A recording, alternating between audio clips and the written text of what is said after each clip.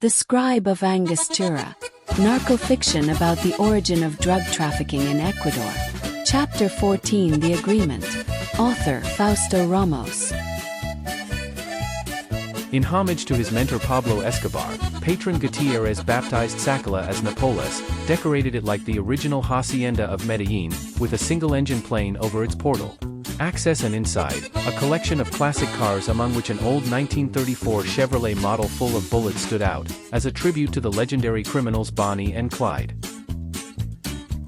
It also had several swimming pools, 2 artificial lakes with jet skis, a bullring, a golf course, a heliport, stables with thoroughbred horses and landing strips for small planes under construction, as well as a zoo. He ordered to buy ostriches, flamingos and parrots to start a zoo. Depending on how business went, he would bring Noah's entire ark to the ranch. This would be your operations center for storage and distribution of the merchandise. To maintain anonymity, he named his trusted man, Manuel Rosamanta alias El Guason, as the visible face of the cartel. When everyone saw the Joker, a guy standing 6 feet tall, dressed in a tailored suit, with a steely gaze and a scar like a smile on his left cheek, no one questioned his decisions. Gutierrez instructed the Joker on how to order his partners and collaborators.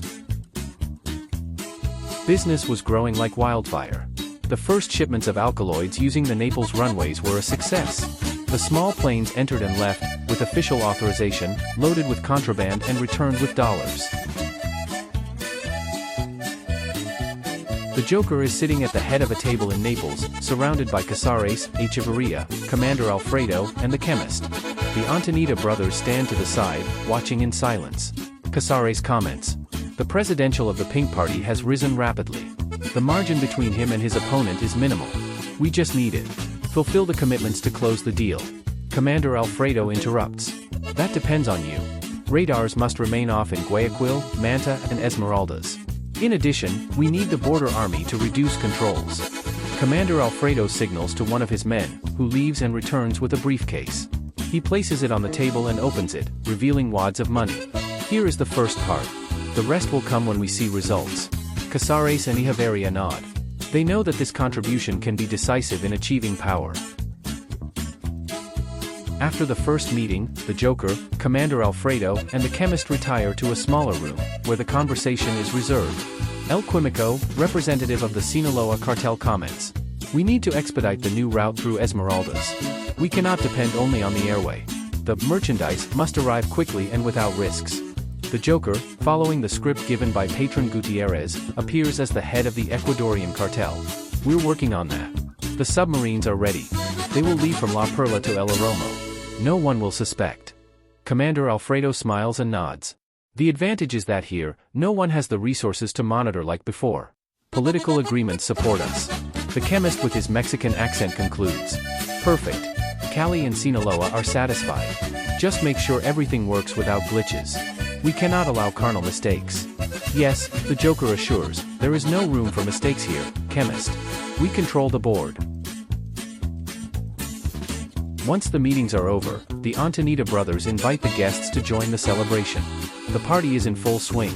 The Chichis del Vallenato play on stage, VIP models walk around the pool, whiskey glasses clink and the atmosphere is celebratory. Casares and Echeverria jump into the pool, while the chemist, smiling, watches everything from the side with the Joker. Casares laughing as he enters the water calls him. Come on, Echeverria. This is our night. Echeverria and the chemist raise a glass of whiskey and shout. By the agreement. For the future. Amid laughter and applause, the Vallenato girls leave. On stage, the narco corrido singer begins to perform Una Cruz de Marijuana. The Joker tells the chemist. It's all part of the game, chemist. And we are the ones who move the pieces. Suddenly, El Quimico, excited to hear his favorite narco corrido, takes out a gun and shoots into the air. The crowd is startled and the topless models scream, seeking refuge in the plump bodies of their companions. The atmosphere becomes chaotic and uninhibited. The already drunk chemist threatens the singer with the gun. Sing a marijuana cross again, bastard. The singer, nervous, returns to the stage while some guests take advantage of the confusion to take their companions to their rooms, to finish off the night with a flourish. The Joker remains impassive, observing the chaos with a slight smile. Thus, between moans coming from the guest rooms and the last shots fired into the air by El Quimico to force the terrified narco corrido performer to sing Una Cruz de Marijuana for the last time, silence finally reached the aroma. The next day, in the morning, the sun is bright over the hacienda. The guests are having breakfast by the pool, some in bathrobes. They enjoyed breakfast between anecdotes and jokes about what happened the night before.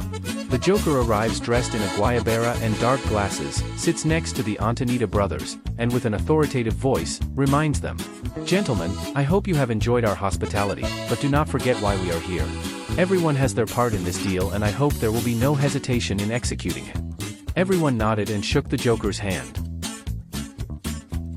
In reward for their achievements, the Joker tells the Antonita brothers, "I congratulate you on the organization of this meeting.